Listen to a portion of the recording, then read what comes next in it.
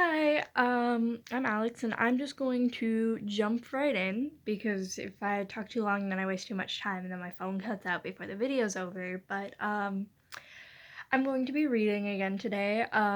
Not the same book as last time. I've decided that I'm just gonna jump around depending on what I feel like reading, and if anybody ever wants me to finish something specific, I will finish it based off popular demand. Not that that matters because my channel's so small that there's not many people wanting to watch or wanting me to read something specific. This one, like the last one I have read before, I very much like it a lot. This one's on fanfiction.net instead of AO3. It's called it's called Seventh Horcrux by Emerald Ashes, and the summary is: the presence of a foreign soul may have unexpected side effects on a growing child. I am Lord Vold. Harry Potter. I'm Harry Potter. In which Harry is insane, Hermione is a dark lady in training, Ginny is a minion, and Ron is confused. Chapter 1: Harry Potter vs. Childhood. I am Lord Voldemort, and I was one step away from conquering Wizarding Britain. October 31st, 1981 began as a fairly normal day. Arranging raids, cruciating incompetence lazing about on my throne, yet it seemed that everything my followers did irked me. Bellatrix crouched at my feet, sneaking glances and occasionally emitting dreamy sighs, exactly the sort of behavior that caused me to turn myself into a noseless snake. Rubastian Lestrange was playing a game called Curse the Recruits. The recruits were screaming. Nott was paging through one of my dark tomes, and Lucius had disappeared to go brush his hair or something. There were worse ways to spend Halloween, I supposed. My lord, a nasally voice cried, its owner scurrying towards my throne. I have information on the Potters. I paused for a moment, contemplating the Death Eater's words. The Potters were Dumbledore's minions, the ones with the prophesized child. They'd defied me 3 times. I should know. I keep a list of these things. Speak quickly, then, I snapped. I don't like to be kept waiting. The short Death Eater cowered at my feet, and I noted he was particularly talented at cowering. I am sorry, my lord. I have gained their trust as you ordered me to, and I can tell you that. He took a shuddering breath. The Potters may be found at Godric's Hollow. He rattled off the proper address, stumbling over every other word. The man was clearly incompetent, but he had been useful. I said, I am immensely pleased with this information. What was his name again? I narrowed my eyes at the still shivering man's unremarkable brown hair. That was the trouble with giving all of your followers masks. They all looked so similar.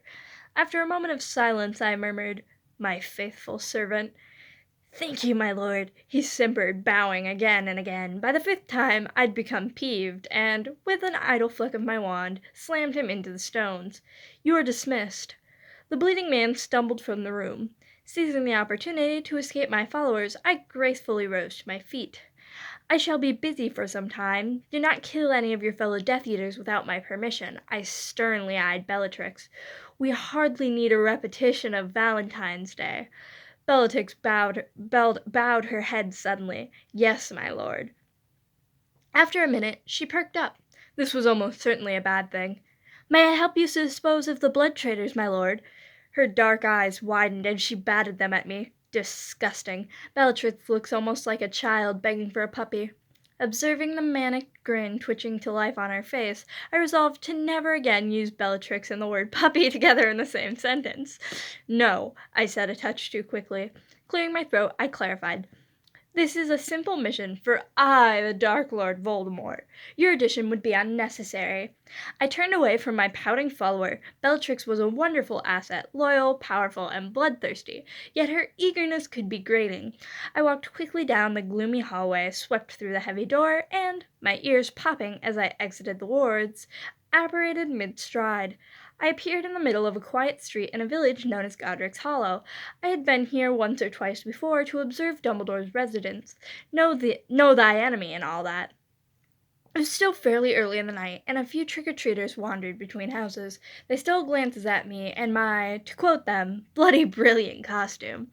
None of them so much as glanced at one particular cottage, though smoke drifted from its glanced at one particular cottage, though smoke drifted from its chimney.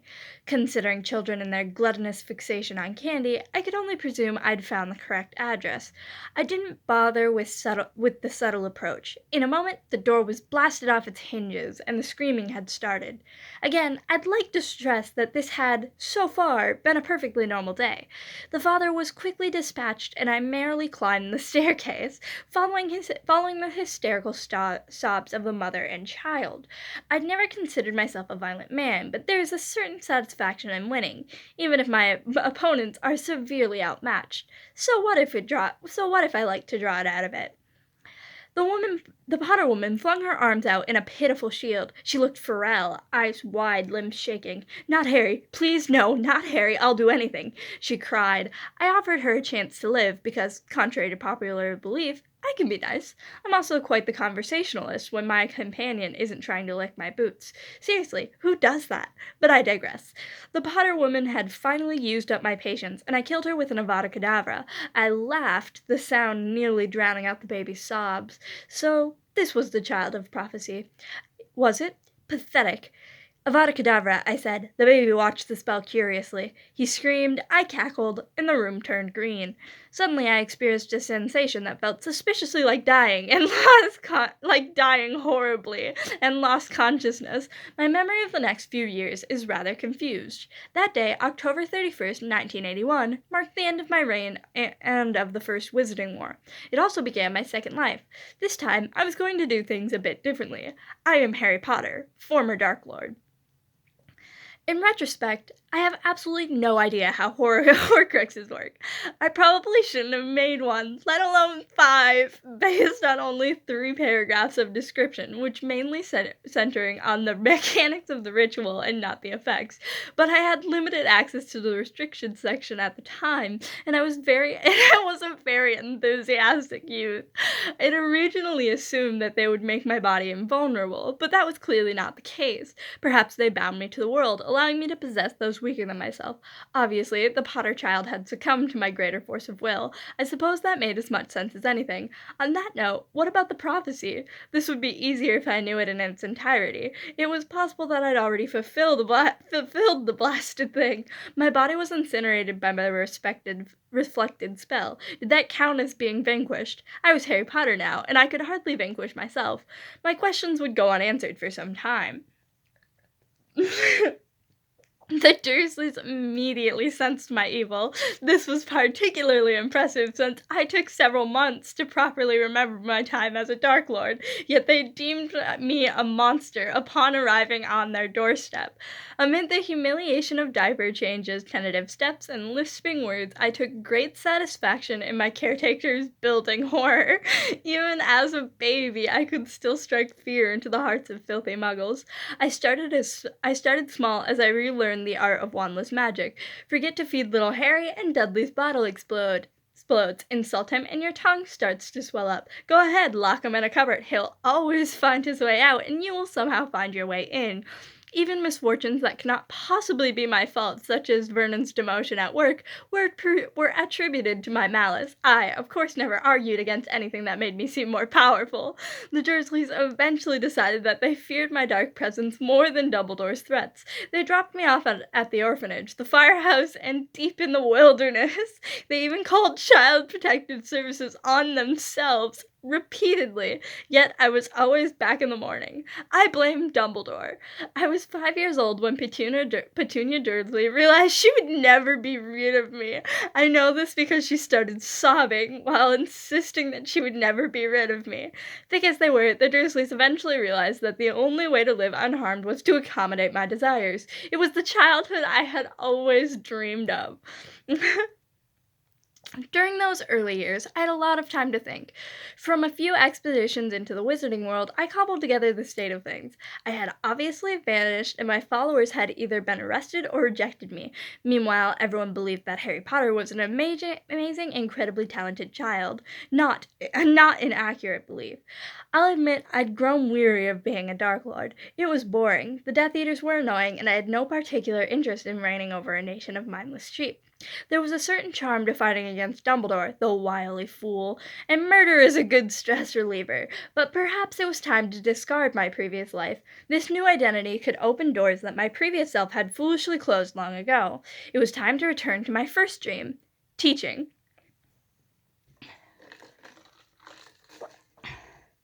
To be honest, I hadn't planned on the whole Dark Lord thing. It just sort of happened.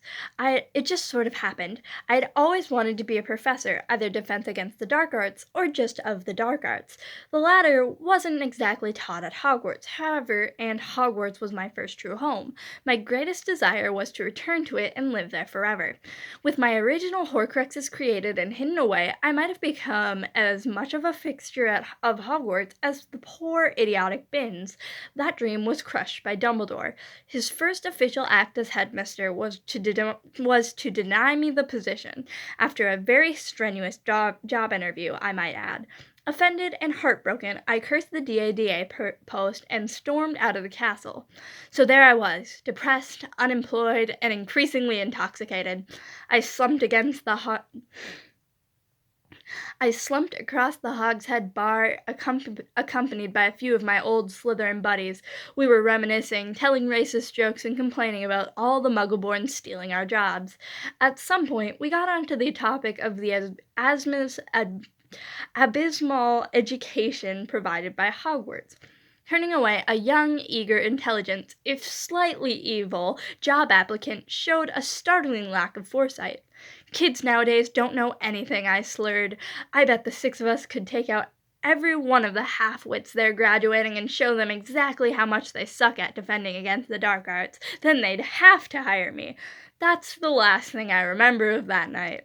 A few days later, I woke up in an alley with a pounding headache. By the time I'd gotten home and downed a hangover potion, the prophet had arrived. In my drunken haze, I'd killed 6 ministry workers and declared myself the Dark Lord Voldemort. I would never have picked that name had I been sober. Once you've done something like that, it's exceedingly difficult to get a job around children. I know, I tried. The next several years were spent struggling to legitimize my movement. I commissioned uniforms, made inquiries in Europe's darker creatures, cobbled together an ideological banner with which to rally the new recruits. Recreating the Dark Mark alone took me nearly 6 months. Natural genius aside, I have no idea how I managed all of that while smashed. My power base was entrenched in pure-blood Slytherin alumni, as my drinking companions benefited greatly from convincing their allies to join me. Not only were they tied to my will with dark magic, but they were also desperate to cover up the details of our drunken escapade. An embarrassment like that would be a crippling blow to their rapidly declining oligarchy. In retrospect, the situation could have been worse. I might have joined forces with dozens of pompous fools and omitted cowards, but at least I was their leader, and therefore best. I stroked the parchment of my Hogwarts letter with fondness. The youngest Durley nearly wet himself at the deranged smile on my face. That was an expression usually reserved for our chats. These usually involved quite a bit more screaming than chatting. Still, I always healed him at the end, so it's not like he had anything to complain about. My loving relatives were more than happy to ship me off to Hogwarts, where I would be far, far away from them. The desire was mutual. Even with training, the 3 were barely tolerable. If I'd known the scar would be this much trouble, I would have worn a hat. I slammed the door shut on a particularly persistent fan.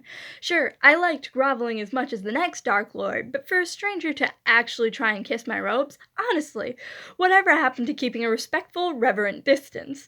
Wandlessly walking the door of the shabby, silent shop, I took a moment to catch my breath. "Good afternoon," a voice murmured. I practically jumped out of my skin. How in Merlin's name had he snuck up on me? "Mr. Ollivander," I said to the pale-eyed elderly man. Nearly 50 years had passed since I'd last seen him, yet he hadn't aged a day. Clearly, I wasn't the only immortal wizard in Britain. I quashed the urge to ask him how he'd done it. Yes, yes, I thought I'd be seeing you soon, Harry Potter. He spoke my name with a strange emphasis. While I pondered the wand-maker's dark secrets, the man chattered insanely about nothing in particular. His mask of absent-minded insanity was admirable. He handed me one wand and another still. Before I could even give it a wave, he snatched them from my hand, and he proceeded to do this with every wand in the bloody shop. If I hadn't been certain he'd taken precautions against such paltry attacks, I might have stabbed him with one of his wares. I was Lord Voldemort for Merlin's sake. I could easily force the cooperation of even an unsuitable wand. An unsettling glint appeared in Ollivander's silvery eyes. Mumbling to himself, he dug out a holly wand. It hummed beneath my fingertips, warm to the touch. Unconsciously, I smiled at the familiar sensation, and swung the wand around in a rain of colorful sparks. Wrapping it up, he muttered, "Curious, curious." I was beginning to suspect something was curious. I inquired with careful politeness, "Curious?" "Curious," he agreed. He rambled on about my wand for some time before finally coming to a point. It is it is very curious indeed that you should be destined for this wand, when its brother gave you that scar. What a coincidence, I squeaked. He stared at me intently, and I could feel my stomach drop. He knew. I could see it in his watchful eyes, the taunting tilt of his head. Ollivander knew exactly who I was, or more precisely, who I wasn't. My gaze darted to the wand in his hand. If I was fast, I could probably grab it, kill him, and run in a minute, maybe less. I'd have preferred to avoid murder for a few more years, but desperate times call for desperate measures. Seemingly unaware of my frantic thoughts, Ollivander continued, "I think we must expect great things from you, Mr. Potter. After all, he who must not be named did great things. Terrible, yes, but great." Was he supporting me? That sounded suspiciously like a compliment. "Thank you, sir, for the help." "Any time, Harry Potter," the man rasped. Stepping into the train station as the Dursleys' car squealed away, I had never been happier. I was returning to Hogwarts, and it had been far too long since I'd been home. Wow, that chapter was a lot longer than the other ones were. I'm really glad that I cleared all of my storage on my phone before this. Hopefully when I upload it and then delete the video from my gallery, it doesn't take up too much storage. I'm probably going to make another video again today, so I will see you soon. Bye!